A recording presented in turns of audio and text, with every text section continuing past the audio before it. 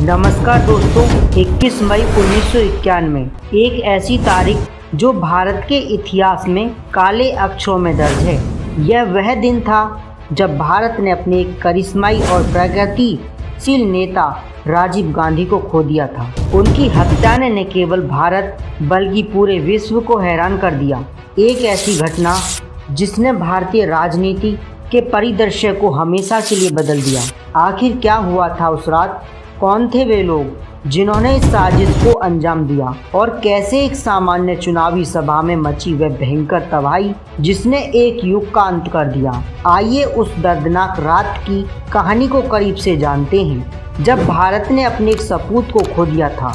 दोस्तों, राजीव गांधी की हत्या एक ऐसा झटका जिसने न केवल भारत बल्कि पूरे विश्व को हिलाकर रख दिया। 21 मई 1991 का वह दिन जब इस युवा और करिश्माई नेता की जान ले ली गई। भारत के राजनीति परिदृश्य में एक अंधकार में अध्याय की शुरुआत हुई।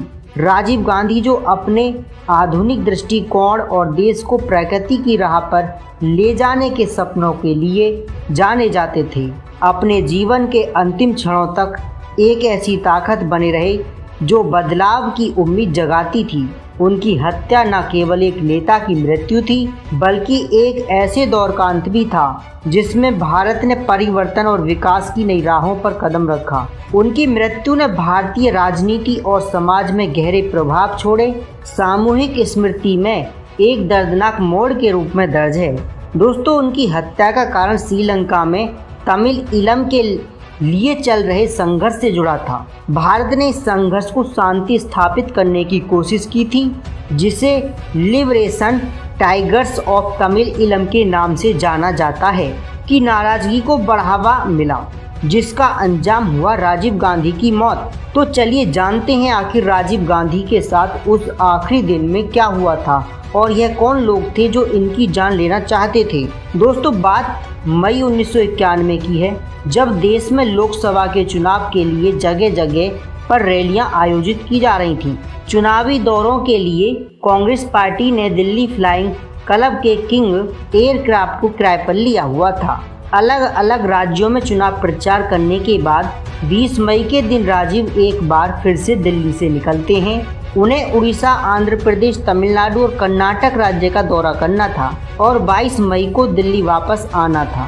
दोस्तों, 21 मई को राजीव गांधी आंध्र प्रदेश के विशाखापट्टनम में पहुंचते हैं। जैसे ही पायलट ने विशाखापट्टनम से उड़ान भरने की तैयारी शुरू की, पायलट को हवाई जहाज में कुछ तकनीकी खराबी महसूस हुई, जिसके कारण राजीव हवाई अड्डे से वापस लौट आते हैं और उन्हें तय किया गया कि आज रात को वह विशाखापट्टनम में ही रुकेंगे। लेकिन कुछ देर बाद ही हवाई जहाज ठीक कर दिया जाता है। राजीव वापस से हवाई अड्डे गए, लेकिन कौन जानता था कि यह उनकी आखिरी यात्रा होने जा रही है। दोस्तों, राजीव श्री पेरुम्बदूर के जिस मैदान में चुनाव प्रचार करने जा रहे थे वह भीड़ से भरी हुई थी। लोग राजीव का इंतजार कर रहे थे, लेकिन इनमें से ही जो अपनी साजिश के लिए इंतजार कर रहे थे। सभा स्थल से 100 मीटर की दूरी पर इंदिरा गांधी की एक बड़ी प्रतिमा तैयार की गई, जिसका माल्यार्पण राजीव को करना था। यहाँ से सभा मंच तक जाते हुए इनका अभिवादन पार्टी कार्यकर्ताओं द्वारा किया जाना था और इसी बीच उनसे मिलने वाले सभी लोगों पर कड़ी नजर रखने का आदेश दिया गया। पूरी सभा की सुरक्षा की जिम्मेदारी IPSR के राघव को सौंपी गई। दोस्तों, राजीव गांधी के अभिवादन में कुछ लोगों के नाम की सूची तैयार की गई। इसी बीच एक औरत धनु, जिसके हाथ में चंदन की माला थी, वह भी सभा में आती है। हालांकि इस महिला पर किसी का ध्यान नहीं जाता। इसके साथ 2 महिलाएं भी थीं और एक पुरुष सफेद कुर्ता पजामे में था। यह सभी सभा में जाकर बैठ जाते हैं। दोस्तों, राजीव गांधी के आने की सूचना मिलते ही पहले वह इंदिरा गांधी की प्रतिमा पर माल्यार्पण करते हैं। इसके बाद वह रेड कॉर्पोरेट पर जाते हैं और सबसे मिलते हैं। इसी बीच धनु ने राजीव की तरफ कदम बढ़ाया। जैसे ही इंस्पेक्टर अनसुईया ने इस महिला को देखा तो उसका हाथ पकड़कर अपनी तरफ खींचना चाहा, लेकिन राजीव गांधी ने ऐसा करने से मना कर दिया। धनु राजीव के सामने खड़े होकर उनके गले में चंदन की माला डाल देती है और जैसे ही राजीव के पैर छूने के लिए झुकती है तभी अचानक से होता है, चारों तरफ आग और धुएं की लपेट होती है। हर तरफ हाहाकार मच जाता है, चारों तरफ लाशें बिछ जाती हैं। करीब 15 लोग घटना स्थल पर ही अपना दम तोड़ देते हैं। मरने वालों में 9 पुलिसकर्मी और 44 अन्य लोग घायल थे। दोस्तों, राजीव के जूते से उनकी पहचान की गई।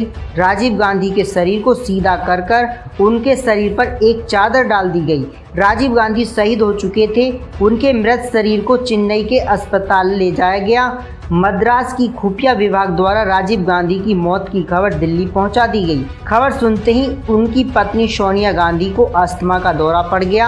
अगले दिन 22 मई को सुबह प्रियंका और सोनिया राजीव का शव लेकर दिल्ली के लिए रवाना हो गए। दोस्तों, राजीव गांधी पहले से तय कार्यक्रम के अनुसार 22 मई को दिल्ली पहुंच गए, लेकिन जीवित नहीं मृत। इसे पूरे मामले को सीबीआई को सौंप दिया गया। कुछ ही महीने में जांच के बाद सीबीआई ने साजिश का पर्दाफाश किया और तमिल संगठन लिट्ठे को इस हत्या के लिए दोषी पाया। इस घटना ने न केवल भारत बल्कि पूरे विश्व में राजनीतिक हिंसा के प्रति गंभीर चिंताओं को जन्म दिया। इसने दिखाया कि कैसे अंतर्राष्ट्रीय राजनीति में अनसुलझे विवाद और हिस्सा किस तरह से अन्य देशों के नेताओं की जिंदगियों को भी प्रभावित कर सकते हैं। राजीव गांधी की हत्या भारतीय राजनीति में एक दुखद अध्याय था, जिसने न केवल एक नेता को हमसे छीना बल्कि यह भी दिखाया कि किस तरह विश्वास और शांति की राह में हिंसा एक बड़ी बाधा बन सकती है। यह घटना आज भी हमें सिखाती है कि विवादों का हल निकालने में वार्ता और समझौता कितना जरूरी है। दोस्तों, ये थी राजीव गांधी की पूरी कहानी।